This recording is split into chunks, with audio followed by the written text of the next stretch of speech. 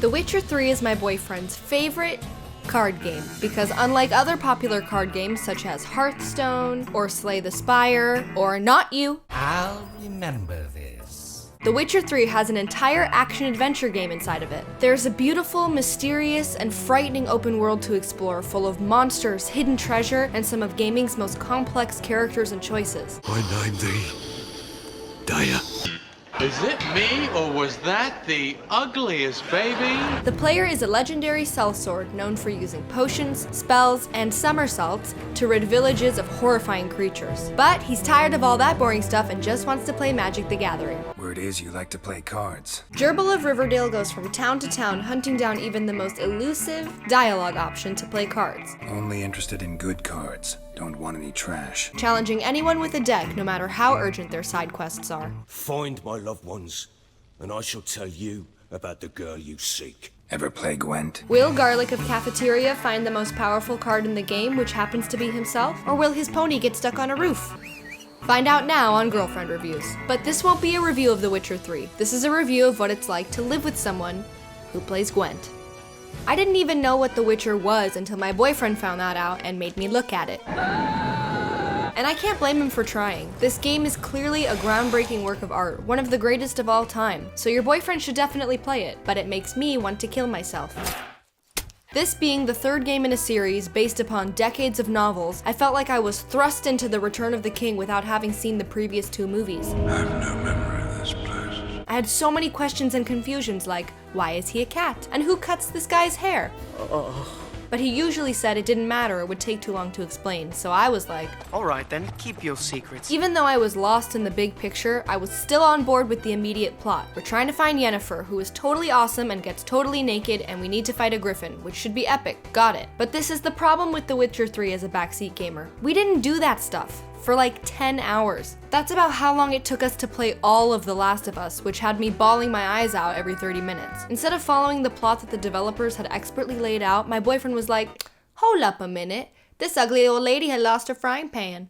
There are 6 side quests in White Orchard, which is only the first playable area of the game. By the time we finally fought the Griffin and wore a towel again, I was pretty checked out. And just when they reeled me back in with a plot about Ciri, the last heir to an ancient elvish bloodline with the power to manipulate space and time, my boyfriend was like, hold up a minute, this ugly guy wants to play Pokemon cards. Wouldn't mind a few rounds of cards. After all that, you can imagine my reaction when we reached Velen and looked at the map. Here is the fastest way to get to the first main quest in Velen, and this is the path my boyfriend took.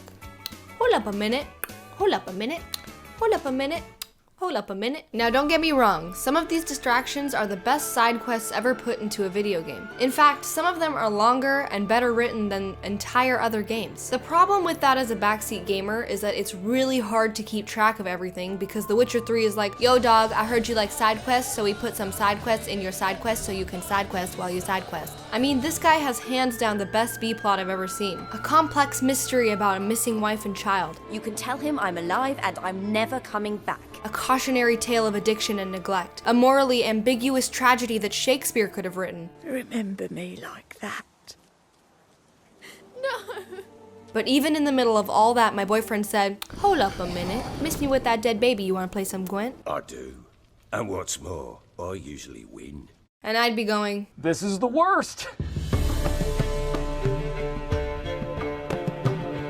this constant back and forth between major plot and minor distractions was like sitting in stop and go traffic. Then, when he would finally head back to the main quest, I had a whole glossary of names and locations to remember from a week ago. Do your friends ever sit around talking about Game of Thrones theories and you realize how bad your memory must be, but you pretend to know what's going on? That's me listening to dialogue in The Witcher 3. Even though I get a pretty bad case of side quest fatigue, Here, your frying pan. and would fail a multiple choice test, I mostly only have great things to say about The Witcher 3. The world is gorgeous and one of the most screenshot-worthy games I've ever seen. The sunsets in particular feel so realistic, virtual poignant reminders that all beauty is fleeting. Even though in real life it's midnight, you haven't been outside in days, and Postmates is on their way with Jack in the Box. Watching my boyfriend explore the environment with only a sense of wonder as our guide was my favorite part of the game. There's mountains, swamps, caves, forests, sunken ships, and danger everywhere. I love the monsters in this game, and I would actually ask my boyfriend to open up the bestiaries so I could learn about them, because each one has a pretty cool reason for existing. And murdering them is so fun to watch. The combat is crazy in this game. The music and sound effects are amazing as well, but they do get repetitive. I feel like every time you do anything, a bunch of ladies show up and go, "Hey!" They're the same ladies that yodel super loud during combat and stress me out. Okay, calm down, just a couple drowners, gonna be fine. And I can't tell you how many times I heard Gandalf of Libya say the same lines over and over again. What now, you piece of filth? Thanks to this game, every time it's a little overcast outside, now my boyfriend goes, Wind's howling. In conclusion, no one needs me to tell them that The Witcher 3 is GOAT. However, if you're going to watch your boyfriend do a playthrough, maybe play on easy, focus on the main quests, and stay far away from Gwent. My boyfriend literally has more hours in Gwent than the actual game. He would say, I just gotta play this one guy. Then 2 hours and a bag of sunflower seeds later, he would say, I just gotta play this one guy. You guys, we can't believe we've almost hit 250,000 subscribers with only 10 videos. We're doing our very best to deliver at least one high quality review a week, and hope you tune in to our Twitch streams to watch us capture some of the footage we need. Would you like to see some highlights of our playthroughs on this YouTube channel? Let us know if there's any other kind of content you'd like us to upload. Okay, thanks you guys, bye!